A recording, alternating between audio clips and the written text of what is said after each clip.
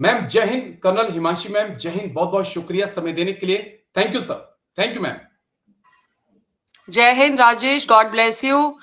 And let's begin. Let's start this journey, which I think will be enlightening for a lot of people जो समझना चाहते हैं कि एक वुमेन ऑफिसर के नजरिए से फौज को कैसे देखा जाता है। हाँ बिल्कुल मैम, और ये इसीलिए आज मैंने खास बातचीत के लिए आपको बुलाया है।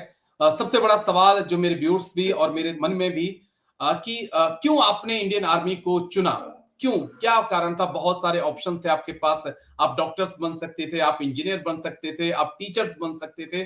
क्यों आपने फैसला लिया कि नहीं, मुझे इंडियन आर्मी में ही जाना है? राजेश, मैंने आर्मी को नहीं चुना, आर्मी ने मुझे चुना है। देखिए, इंसान बहुत कुछ सोचता है। मैं भी फैशन टेक्नोलॉजी की पढ़ाई कर रही थी दिल्ली से, और मेरे क्योंकि पिता फौज में थे तो मैंने हमेशा वो यूनिफॉर्म का ग्लैमर देखा था कि जो रिस्पेक्ट वर्दी को मिलता है, मुझे लगता है किसी और प्रोफेशन में नहीं है। तो तब वुमेन ऑफिसर्स की एंट्री शुरू ही हुई थी और मुझे लगा था कि शायद इससे बेहतर कुछ नहीं है। लेकिन मेरे फादर बहुत ज्यादा सहमत नहीं थे। वो खुश थे लेकिन सहमत नहीं थे कि एक माइलस्टोन जब बच्चा अचीव करता है तो पेरेंट्स को बहुत अच्छा लगता है, लेकिन उन्होंने दुनिया देखी होती है तो वो कॉशन करते हैं उस तरीके से। तो उन्होंने मुझे बोला, देखो बहुत हार्ड लाइफ है और मुश्किल होगा अगर आपको आगे जाना पड़ा या कुछ होना पड़े। तो मेरी माँ जो है वो बड़ी प्रोग्रेसिव हैं। तो उन्होंने कहा कि देखिए, जब चिड़िया के बच्चे होते हैं उनके भी पंख निकल आते हैं तो चिड़िया अपनी चोंच से घोंसले से उनको नीचे गिराती है कि वो उड़ना सीखें। तो हम इंसान हैं और अगर बच्चा कुछ नहीं इसमें सक्सेसफुल हो पाया तो देखेंगे, लेकिन अगर कोशिश करनी है तो करने दीजिए। तो मेरा एसएसबी सेंटर इलाहाबाद था, तो मेरे फादर कहते कि भाई ये तो रिजेक्शन सेंटर है, यहाँ से तो हो ही नहीं सकता है। बट थैंकफुली फर्स्ट अटेम्प्ट में, और मैं आपको एक और चीज बता दूं राजेश कि मैंने कभी फॉर्मल जैसे लोग जाते हैं ना कि यहाँ से क्रैश कोर्स कर लिया, वहां से क्रैश कोर्स कर लिया, मैंने कुछ नहीं किया था। ओके। मेरे घर में शुरू से पढ़ाई लिखाई का माहौल था और हम जितने भी मुद्दे हैं इनको बचपन से डिस्कस करते हुए आ रहे हैं कि अगर तियानमान चौक पे चाइना ने कुछ स्टूडेंट्स के साथ किया तो वो मेरे घर में डिस्कस होता था। एक टीवी पे प्रोग्राम आता था द वर्ल्ड दिस वीक, वो डिस्कस होता था। तो किताबें थी illustrated weekly and all, Jansatta newspaper हमारे घर में आता था। तो हमारे घर में जो एक बौद्धिक माहौल होता है, इंटेलिजेंसिया वाला जो माहौल होता है, और डिस्कशंस को बड़ा इंकरेज करते थे। तो ओके। शायद उसकी वजह से मुझे जो हेल्प मिली कि मेरा जो ब्रेन डेवलपमेंट है वो बड़ा अच्छा हुआ। दूसरा, एग्री। क्योंकि मैं फौजी परिवार से आती हूँ तो डिसिप्लिन था और फिजिकल फिटनेस कभी कॉम्प्रोमाइज नहीं हुई। मैं स्कूल कॉलेजेस में भी स्पोर्ट्स खेलती रही थी। तो आई थिंक ये अपने आप चीजें ऑर्गेनिकली हो गई। मतलब मैंने सिर्फ ट्राई किया था कि अच्छा है, लेकिन लेकिन शायद ईश्वर की किस्मत को ऐसी मंजूर। कृपा रही कि फर्स्ट अटेम्प्ट में निकल गए तो फिर फैमिली ने भी नहीं रोका। जी। जी। क्योंकि अभी तक ये धारणा रही है कि जो इंडियन आर्मी है वो मेल डोमिनेटेड है, और उस वक्त तो खासकर जब आपने कमीशन लिया था तब इतनी ज्यादा महिलाएं होती नहीं थी, या होती थी तो सिर्फ एएमसी में हम डॉक्टर्स को देखते थे। कितना चुनौतीपूर्ण था मेल डोमिनेशन के बीच में अपनी जगह बनाना, लेफ्टिनेंट कर्नल रैंक तक पहुंचना। क्या वाकई में ऐसा होता है कि मेल और फीमेल का अफसर के बीच में? राजेश, मुझे लगता है कि जो हमारी फौज है उसकी तरबियत ऐसी है कि उसको चीजों को एक्सेप्ट करना, अडेप्ट करना बहुत अच्छे से आता है। क्योंकि हमारी ट्रेनिंग देखिए बहुत सिंपल है कि अगर ड्रिल में आपका उस्ताद बोलता है पीछे मुड़, आप क्वेश्चन नहीं करते हो, आप ये नहीं देखते हो कि कहाँ वो बोल रहा है। अगर वो गड्ढे में भी बोलेगा वहां भी मुड़ जाओगे। सो एक जो तरबियत होती है कि आपको आदेश दिया गया और आपने मान लिया, सेम होता है कि आपका ऑफिसर, अगर मुझे इंडियन आर्मी ने एक ऑफिसर बना के एक पर्टिकुलर डिजिग्नेशन दी है, मान लीजिए यूनिट में आपको क्वार्टर मास्टर ही लगाया है, एग्री। तो उस पूरी यूनिट की रसद की जिम्मेदारी आपकी है। फिर आपके नीचे चाहे आपका CQMH हो, आपका BQMH हो, आपका कोई भी हो, वो लोग ये चीज समझते हैं कि पहली बात है, जब आप यूनिट में नए नए जाते हैं तो आपका पूरा जो स्टाफ है वो आपको काम सिखाता है। एग्री। अफसर बनने बिल्कुल। से काम नहीं आ जाता है। काम आप उन्हीं से सीखते हो जो आपके जेसी और जवान होते हैं, क्योंकि उनके पास एक्सपीरियंस बड़ा लंबा होता है और वो ये देखते हैं कि ये ऑफिसर सच में सीखना चाहता है, टाइम पास कर रहा है, या जेन्युइनली ये ऐसा है जिसके आदेश हमको मान लेने चाहिए। तो मुझे लगता है एक्सीलेंस का कोई जेंडर नहीं होता, ये बड़ा भ्रांति है। मुझे जितने प्यार के साथ, सम्मान के साथ मेरे जो जवान हैं, जेसीओज हैं, उन्होंने एक्सेप्ट किया, काम सिखाया। देखिए, मैंने लगभग 24 साल फौज में नौकरी की है जी। और वो इसीलिए संभव हो पाया क्योंकि जब हम ट्रेनिंग में थे अपनी कंपनी के साथ में, अपने लोगों के साथ में, तो सीनियर ऑफिसर तो सिखाते हैं, आपका सीनियर सबल्टन आपको सिखाता है, लेकिन जिनके साथ आप काम करते हैं ना, वो जवान बहुत महत्वपूर्ण रोल प्ले करते हैं। और मेरे कमिश्निंग के 1 साल बाद कारगिल युद्ध हो गया था। Okay ma'am. तो उस समय जिम्मेदारी बहुत अलग थी कि मैं ऑर्डिनेंस से हूं, तो हमें अपनी लॉग बुक्स को एक तरीके से बनाना है, हमको वॉर जो सेटिंग है उसके हिसाब से काम करना है, कैसे गाड़ियां मूव करेंगी आपकी, किस तरीके से सामान कहाँ रखा जाएगा, कब किस चीज की जरूरत होगी, आगे जाके आपने देखना है कि आपकी यूनिट का सेटअप कहाँ होगा। तो ये जी। सारी चीजें मुझे अपनी जो जीवन काल है फौज का, मेरी जो कर्म भूमि रही है, उसमें बहुत अर्ली सीखने को मिल गई थी। और सबसे बड़ी बात यह है कि मेरा जो भी, चाहे जेसीओ था या जवान था, उसने कभी भी इस चीज को डाउट नहीं किया कि मैडम कैसे कर पाएंगी। और ओके। उनको ये चीज समझ में आ गई थी कि ये सीखना चाहती हैं, और ये अगर इनको ठीक से चीजें समझा दी जाए तो इनमें वो एक्यूमन है कि चीजों का जो विश्लेषण है वो अच्छे से कर लेंगी। तो हम 6 महीने हम लोग डिप्लॉयड रहे थे, मेरी यूनिट डिप्लॉयड थी और काफी काम किया। देखिए, आप सेंट्रल कमांड से नॉर्दर्न कमांड में आपका एओआर शिफ्ट हुआ है, वहां जी। जाके लाइजनिंग करना, अलग अलग यूनिट में जाना, सामान लेके आना, क्योंकि कारगिल युद्ध जब हुआ था तो हम लोग बहुत अच्छे से प्रिपेयर्ड नहीं थे। बिल्कुल एग्री। बहुत ओके मैम। सारी चीजें थी जिनमें हमने शायद पाकिस्तान पे आंख मूंद के भरोसा किया था और इसीलिए हमें खामियाजा भी भुगतना पड़ा। तो उस समय अगर ये जो मेरे लोग हैं, मेरी पूरी यूनिट है, अगर वो मेरे पे भरोसा करते हैं, मेरे साथ में मिलके काम करते हैं, तो यूनिट के लिए भी ये बहुत अच्छा था। दूसरा, हमने वायोस भी नहीं किया था, तो हमको एक जो ऑन ग्राउंड ट्रेनिंग है ना, जी। जिसको ओजेटी कहते हैं, वो ओजेटी बड़ी बढ़िया मिली थी। तो मुझे लगता है एक तो महिलाएं हैं या पुरुष हैं, सबके लिए ये बहुत नोबल प्रोफेशन है। आप एक रिक्रूट से आते हैं और आप सुबेदार मेजर ऑनरेरी कैप्टन बन के रिटायर होते हैं, फौज में आप एज अ लेफ्टिनेंट आते हैं, आप जनरल बनते हैं। तो हर एग्री। एक किसी की अपनी जर्नी होती है और उस जर्नी में हर इंसान जो आपसे मिलता है वो आपको कुछ ना कुछ सिखाता है, बशर्ते आप सीखना चाहें। ठीक है। तो आई हैव एक बीन वेरी वेरी ब्लेस्ड कि मेरे बहुत अच्छे ऑफिसर्स मिले, बहुत अच्छे जेसीओज मिले, बहुत अच्छे जवान मिले, और हमने जो काम किया इसीलिए शायद मैं इतने लंबे समय तक फौज में टिक भी पाई। Okay ma'am. क्योंकि एक बड़ा बहुत कम लोग इस पे बात करते हैं, लेकिन बड़ा अहम सवाल है क्योंकि आप लेफ्टिनेंट कैप्टन बने, आपको जो बड़ी सिस्टम में आपको मेल मिला, कभी अनकंफर्टेबल फील नहीं हुआ आपको? आप घर में वो आ रहे हैं, काम कर रहे हैं, क्योंकि बड़ी तो सबको मिलते हैं, इस चीज को नकारा नहीं जा सकता। ये इंडियन आर्मी का वो सच है जिस पे बहुत कम लोगों ने बात की है। राजेश, देखिए, लाइफ में ना एक चीज आपको समझ लेनी चाहिए कि everything happens for a reason. Okay. क्योंकि हम ये मानते हैं, देखिए आप जैसे कह रहे थे कि कैरियर पाथ चुनते हैं, कुछ भी चुनते हैं, और उसको लेके हमको जो चीजें शेप करती हैं, सबसे पहले हमारा परिवार होता है, हमारा समाज होता है, जहां हमारी स्कूलिंग होती है वो इम्पोर्टेंट है, उसके बाद जिनके साथ आप काम करते हैं। So everything plays a role, and उसके लिए you have to be really lucky. देखिए, आप मेहनत करते हैं, ईश्वर की कृपा भी होती है, माहौल भी मिल जाता है, लेकिन कितना आप अपने एनवायरनमेंट को एब्जॉर्ब करते हैं, कितना आप रिस्पेक्टफुल हैं उन लोगों के लिए जिनके पास ज्यादा एक्सपीरियंस है। इंडियन सोसाइटी बाय डिजाइन पेट्रारिकल है, और ये सिर्फ इंडियन सोसाइटी नहीं है। देखिए, मैं देश विदेश बहुत घूमी हूँ और मैंने जो चीज देखी कि हमारा जो समाज है ना, उसका ताना बाना बहुत सुंदर है। हमारे यहाँ नैसर्गिक रूप से आप नारी को सम्मान देते हैं, नैसर्गिक रूप से आप बड़ों को बड़ों का रिस्पेक्ट देते हैं, छोटों को छोटों का रिस्पेक्ट देते हैं, साथ वालों के साथ आप मौज मस्ती करते हैं। तो ये चीजें बड़ी ऑर्गेनिकली एक गुड सोसाइटी को रिफ्लेक्ट करती है, और आर्मी भी उसी का रिफ्लेक्शन। तो ठीक है। जो आप का जो माहौल है और जिस तरीके से फौजी परिवेश है, फौज में सबसे उम्दा जो चीज है वो है डिसिप्लिन। और आपको बहुत ही, देखिए इतनी बड़ी आर्मी में आपको बहुत रेयरली केसेस मिलेंगे जहां आपको लगेगा कि कोई इनडिसिप्लिन था।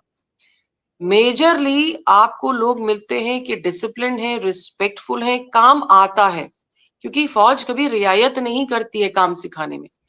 आप चाहे पीस में हो, कहीं भी हो, आप फॉर एवर वॉर के लिए ट्रेन कर रहे हैं। ठीक है। आपका यूनिट का कंडेमनेशन बोर्ड होता है, आप उसके बेसिस पे अपनी डिमांड्स प्लेस करते हैं ताकि आपके पास कभी कोई डेफिशिएंसी ना रहे, और आपके इंस्पेक्शन जो होते हैं उसमें आपका जो जीओसी आता है लिखता है फिट फॉर वॉर। बिल्कुल। यानी कि उस यूनिट का एक जवान से लेके सीओ और हर एक इक्विपमेंट, उसका राशन, उसकी जो यूनिट की ड्रिल्स है, जो तरतीब है, हर चीज वॉर के लिए फिट है। ठीक तो है। मुझे लगता है जब ये चीजें हर कोई कर रहा है, टाइमली कर रहा है, तो उस यूनिट में लेडी ऑफिसर होना, जेंटलमैन ऑफिसर होना, हायरार्की को रिस्पेक्ट करना, ऑर्डर्स पे तामील करना, मुझे लगता है बहुत आसान हो जाता है। और यही जो है मैंने पूरे 24 साल की अपनी नौकरी में तरबियत से सीखा। जी। ठीक है। लेकिन क्या आप अब कॉम्बैट इन्फेंट्री में या कॉम्बैट रोल में फीमेल्स को देख रहे हैं? आने वाले वक़्त में हम देखें, हम देखते आपका हैं कि यूरोपियन। ऑडियो जी, मुझे थोड़ा कम मिल रहा है राजेश। जी, मैं और थोड़ा तेज़ बोलता हूँ कि क्या कॉम्बैट रोल में इंडियन आर्मी को फीमेल्स को हम देख सकते हैं इंडियन आर्मी में? यूरोप में तो ऐसा हो रहा है। देखिए यूरोप की संस्कृति और हमारी संस्कृति में फर्क है, उनका जो रिक्वायरमेंट्स है उसमें फर्क है। जी, देखिए कॉम्बैट रोल की बात करना बड़ा ग्लैमरस लगता है, एग्री। और ऐसा नहीं है कि औरतों ने पहले कॉम्बैट में काम नहीं किया है। देखिए नेताजी सुभाष चंद्र बोस के टाइम पे भी ऑक्सिलरी फोर्सेस थी, और विमेन जो है वो इंट एक्वायर करती थी अंग्रेजों के खीमे में जाके, और उन्होंने गोरिल्ला वॉरफेयर में अपने आप को भी कई बार ऐसा हुआ है कि अपने प्राण समर्पित किए हैं। जी, यहाँ तक कि एक रानी कुलई की कहानी है जो डाउन साउथ से आती है, उसमें भी ये जो है अपने शरीर पर तेल डाल के अंग्रेजों के कोट में घुस गई थी और खुद को आग लगा दी थी। तो women has always been part of the infantry as such आप कह लीजिए, या आर्मर जो घुड़सवारी करते हैं कह लीजिए।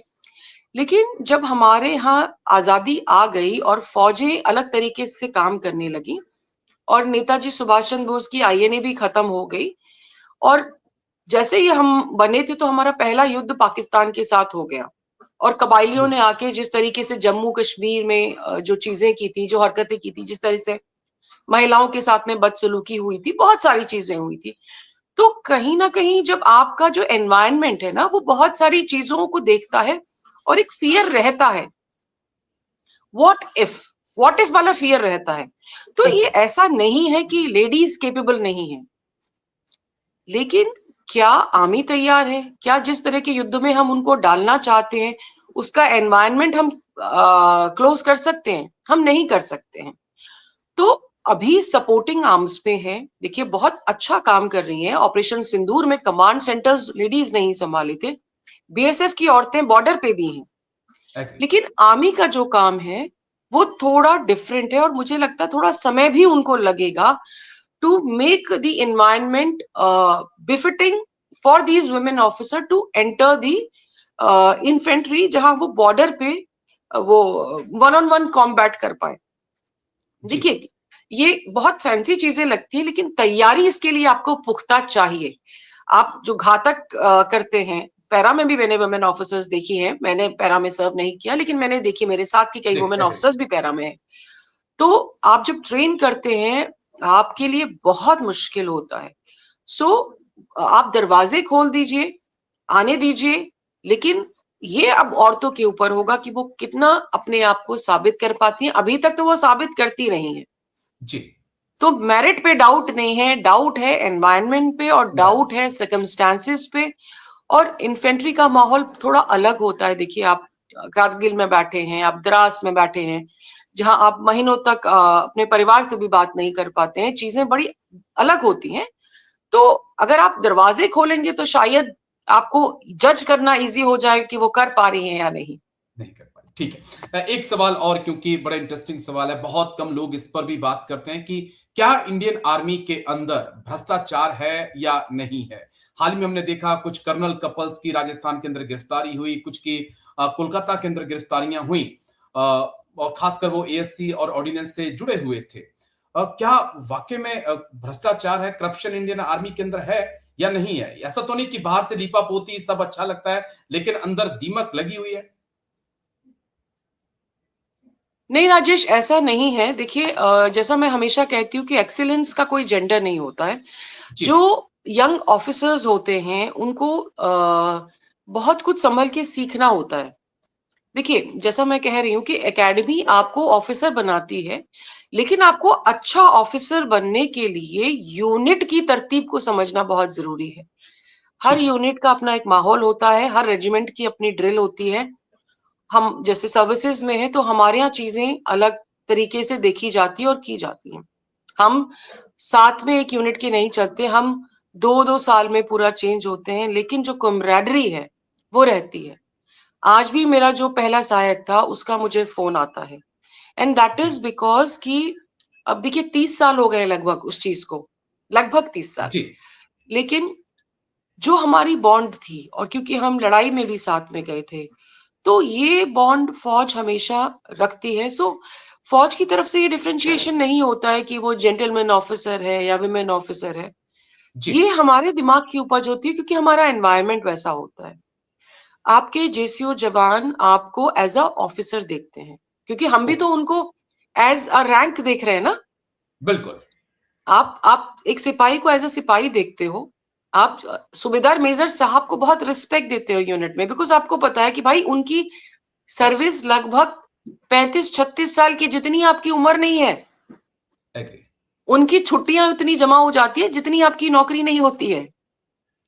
सो the thing is you have to see it from that perspective कि आपके पास जो यूनिट का माहौल है वो किस तरीके से है, और जवान आपको गेज करते हैं, ठीक है।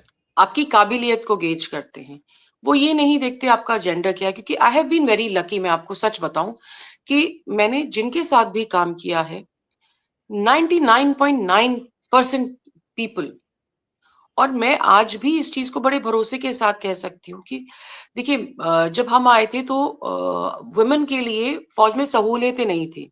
मेरा पहला ओके। बच्चा जब हुआ है तो हमारे पास मैटरनिटी लीव भी नहीं थी, जी। कोई सीसीएल नहीं था, कोई चाइल्ड केयर लीव, उस तरह की कोई चीजें नहीं थी। किसके दम पे मैं अपने बच्चे को, जिसको आप जमा पूंजी मानते हैं, मैं छोड़ के जा पाती थी?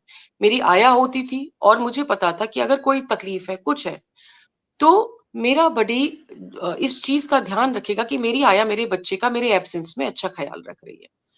हम छुट्टियां जाते हैं तो जी। हमारे घर की चाबियां हमारे बड़ी के पास होती हैं, है ना। तो जी। जो ये भरोसा है, ये बहुत बड़ी चीज होती है, क्योंकि आप न सिर्फ ऑफिस संभाल रहे हो, आप पूरे जीवन भर जैसा आपका परिवार आपका ख्याल रखता है, तो वो जवान आपका ख्याल रखते हैं और आप भी उसका ख्याल रखते हो।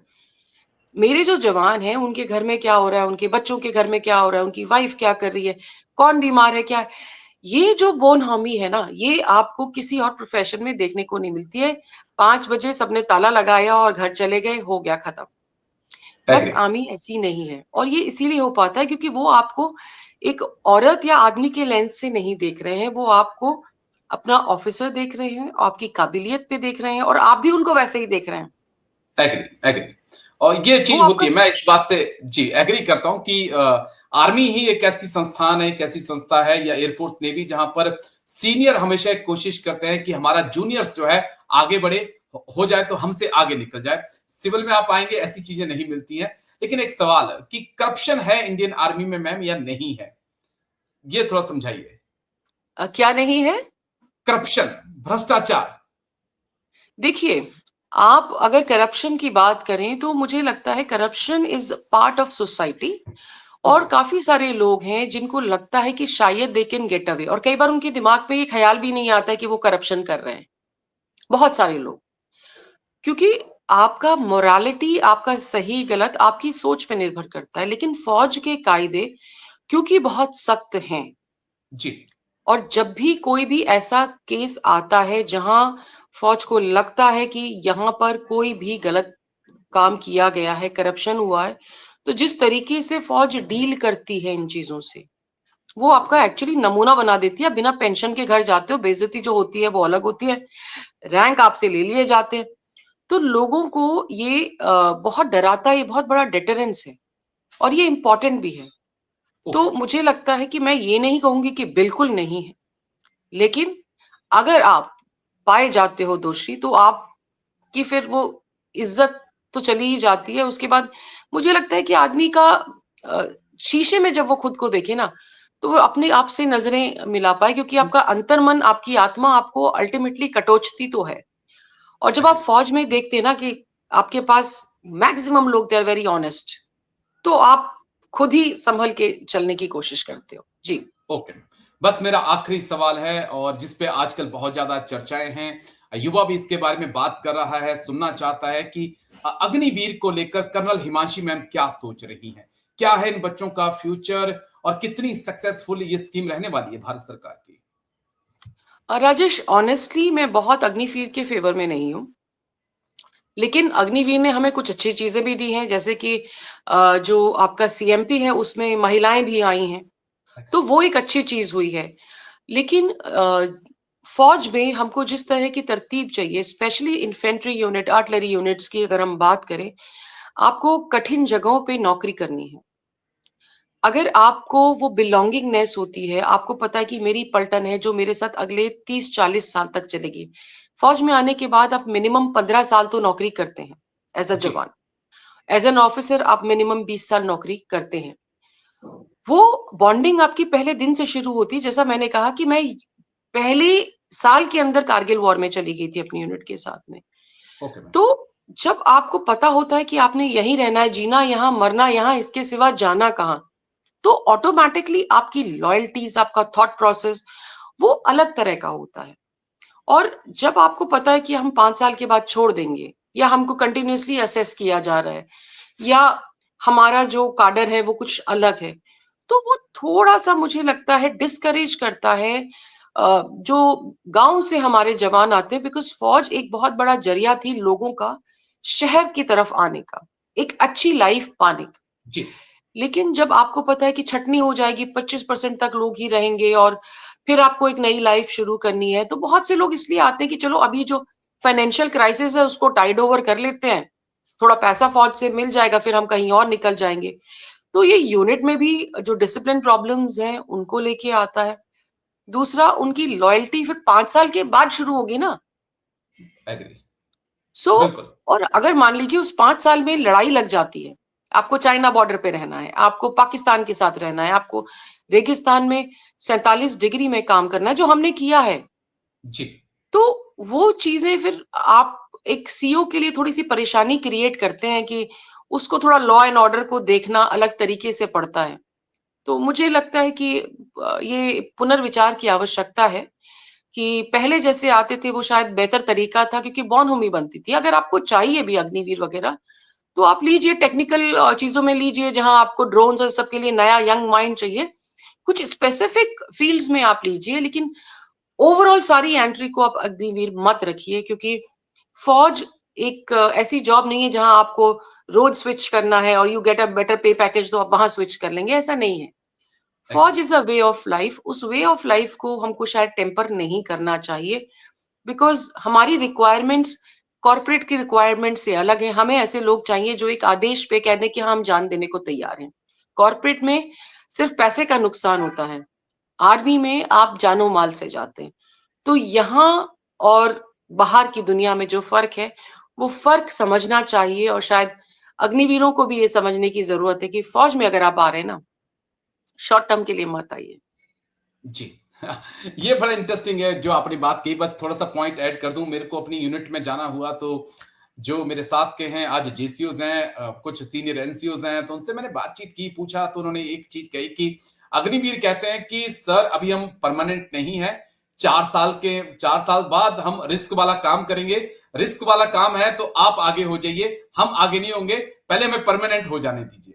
तो ये चीज़ बताता है जो आपने कहा, उस पे यहीं पे स्टैंप लग जाती है मैम। लेकिन शुक्रिया, बहुत-बहुत शुक्रिया कर्नल हिमांशी मैम, आपने समय दिया। थैंक यू मैम, जय हिंद, take care. Thank you ma'am, thank you.